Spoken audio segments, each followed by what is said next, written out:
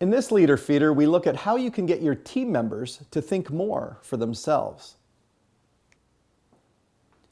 In our pre-training surveys, one of the top frustrations expressed by frontline supervisors and managers is when a team member brings questions, decisions, and problems to the leader that the employee could likely answer, decide, or solve on their own.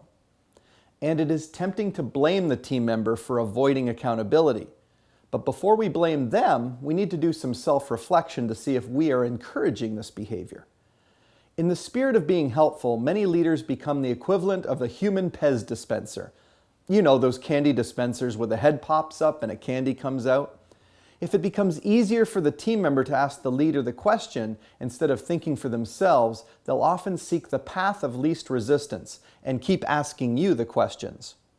So here are 3 tips to get your team members to get better at answering their own questions and think for themselves.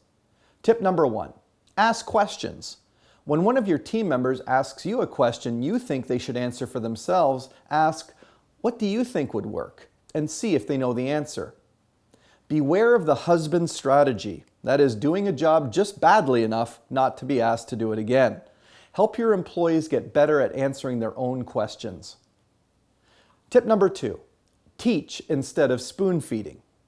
When you do have to answer questions or solve problems for your team members, be sure to take a few extra minutes to teach them and explain what you're doing and why. That way they can learn to be more self-sufficient in the future. And tip number 3, trust them to do their jobs. Do you enjoy it when your boss micromanages you? Of course not. Nobody does. And yet, based on my own observations and the conversations we have in our leadership training, approximately 1/3 of people are being micromanaged, and they like it as little as you do. Your role as leader is to clarify the expectations, provide the resources, and apply positive or corrective consequences based on the results. Interfering with the work of your team members reduces accountability and makes the team more dependent on you.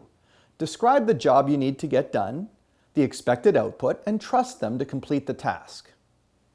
Your team will appreciate the trust you place in them, and as they become more empowered and self-sufficient, they'll become even more motivated and engaged, and you'll free yourself up to do more important and interesting tasks.